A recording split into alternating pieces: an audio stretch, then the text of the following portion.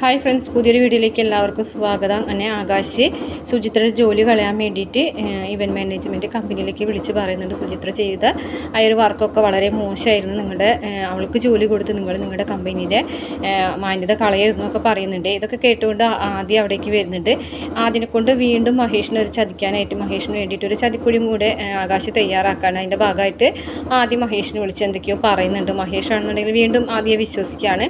പിന്നീട് കാണിക്കുന്നത് നമ്മുടെ ഇഷിതനെയാണ്. ഇഷിതയും മഹേഷും തമ്മിൽ ഇങ്ങനെ കുറച്ച് കാര്യങ്ങളൊക്കെ പറയുന്നുണ്ട്. എന്തായാലും മഹേഷിൻ്റെ ഉള്ളിൽ ഇനി വീണ്ടും ആ ഒരു രഹസ്യം, അതായത് ഏതോ ഒരു രഹസ്യം ഉണ്ടെന്നുള്ള കാര്യമൊക്കെ ഇഷിത കണ്ടെത്താണ്. പിന്നീട് കാണിക്കുന്നത് സുചിത്രയ്ക്കാണെന്നുണ്ടെങ്കിൽ വീട്ടിൽ വരുമ്പോൾ ഭയങ്കരമായിട്ട് ദേഷ്യം വരികയാണ്. അനുഗ്രഹനെയും കൂടെ വീട്ടിൽ താമസിപ്പിച്ചതുകൊണ്ട് അപ്പോൾ സുചിത്ര ഇഷിതനെ വിളിച്ചിട്ട് വഴക്ക് പറയണം. അപ്പോൾ അനുഗ്രഹം നല്ല കുട്ടിയാണെന്നൊക്കെ പറയുമ്പോൾ എനിക്ക് അങ്ങനെ തോന്നുന്നില്ല, എനിക്ക് എന്തായാലും അവളോടുള്ളിടത്ത് താമസിക്കാനായിട്ട് താല്പര്യമില്ല എന്നൊക്കെ പറയുന്നുണ്ട്. പിറ്റേ ദിവസം രാവിലെ തന്നെ ഇഷിത മഹേഷ് കൊടുത്ത ഒരു ബ്രഷ് വെച്ചിട്ട് പല്ല് തേക്കാനായിട്ട് പോവുകയാണ് കേട്ടോ. മഹേഷിന് നാണം കെടുത്തിക്കൊണ്ട് പറയുന്നുണ്ട്, എൻ്റെ പ്രിയതമ്മൻ എനിക്ക് വേണ്ടി തന്നതാണ്, സമ്മാനിച്ചതാണെന്നൊക്കെ പറയുന്നുണ്ട് കേട്ടോ. ഇത്രയാണ് പ്രമോയിൽ കാണിച്ചിട്ടുള്ളത്.